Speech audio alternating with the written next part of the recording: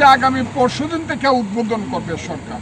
আমাকে তারা বলেছিল যাতে আমি থাকি, কিন্তু দুর্যোগের কারণে আমি থাকতে পারতেছি না। আমাদের যারা মন্ত্রী, এই সংশ্লিষ্ট মন্ত্রিসভা যারা আছে দুর্যোগের কারণে, আমি তাদের সঙ্গে কথা দিয়েছি দেখা করব। আমি 2-1 দিন পরে আবার আসবো, কাজে আমি এখানে থাকি। কিন্তু আপনারা শিওর থাকেন যে নির্দিষ্ট যে দাম সরকার করছে সেই দামে এখানে ধান কেনা হবে। এখানে কোনো ধরনের অবহেলা সহ্য করা হবে না। মাননীয় সংসদ সদস্য, আপনি সচক্ষে দেখেছেন যে হাওরের যে করুণ অবস্থা আজকে, তো এই অবস্থায় এদেশের কৃষকরা চায় যে হাওরকে দুর্যোগপূর্ণ এলাকা হিসেবে ঘোষণা করা হোক। তো এই বিষয়ে আমি আপনার মতামত জানতে চাচ্ছি যে হাওরকে দুর্যোগপূর্ণ এলাকা হিসেবে ঘোষণা করা হবে কিনা। আমি আপনাকে বলি, আপনারা শুনছেন আমি সংসদে যে বক্তব্যটা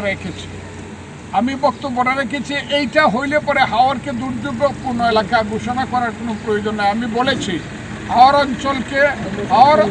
অঞ্চল নামে একটা মন্ত্রণালয় করতে হবে। আমি সেই মন্ত্রণালয় চেয়েছি।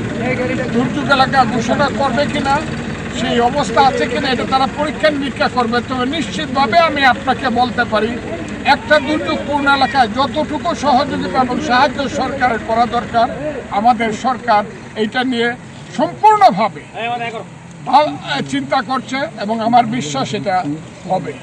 ধন্যবাদ। মাননীয় সংসদ, আপনার কাছে আরেকটু জনগণের স্বার্থে একটা প্রশ্ন, যে আমাদের এলাকায় যে জলাবদ্ধতার সৃষ্টি হয়েছে, তো এটা শুধু হাওরের না, সেটা আমাদের গ্রামের ভিতরে জলাবদ্ধতার সৃষ্টি হয়েছে। তো দেখা গেছে আমরা যেটা সংবাদকর্মী হিসেবে আমরা যেটা দেখেছি যে ধান এই বৃষ্টি আসার আগেই 3 দিন আগেই ধান কেটে এনেছে, ধান মাড়াই করেছে, কিন্তু বাড়ির ভিতরে বা এলাকার ভিতরে যে ধান শুকানোর উঠান রয়েছে এর পাশেই খাল ভরাট হওয়ার কারণে আপনার এই ধানের মাঠেও জলাবদ্ধতা সৃষ্টি হয়েছে। খাল আপনারা বিএনপি সরকার মাননীয় চেয়ারম্যান জনাব তারেক রহমান একটি উদ্যোগ গ্রহণ করেছে খাল খননের, কিন্তু রিসেন্টলি আমাদের অষ্টগ্রামে দেখা যাচ্ছে নতুন করে খাল দখল করছে প্রকাশ্যে। এই বিষয়ে কি আপনাদের কোনো প্রশাসনিক কোনো তৎপরতা থাকবে কিনা? কোনো ধরনের ক্ষমা নাই খাল দখলকারীদের ব্যাপারে, যারা সরকারি জায়গা দখল করবে। এটা খুব ক্লিয়ার। 2 হলো খাল খননের জন্য অষ্টগ্রামে এইমাত্র আমাকে নেতারা দেখাইলো যে 5 কিলোমিটার খাল, এটা আমরা খননের মধ্যে নিয়ে যাব। আমাদের নেতাকে আমি অনুরোধ করব খাল খননের ব্যাপারে, উনি অলরেডি সারা দেশে খাল খননের ব্যাপারটা উদ্বোধন করেছেন। আমি নেতাকে গিয়ে বলবো অষ্টগ্রামের যে খালটি সবচেয়ে গুরুত্বপূর্ণ খাল, সেই খালটি আমরা খাল খননের আওতায় নিয়ে আসবো।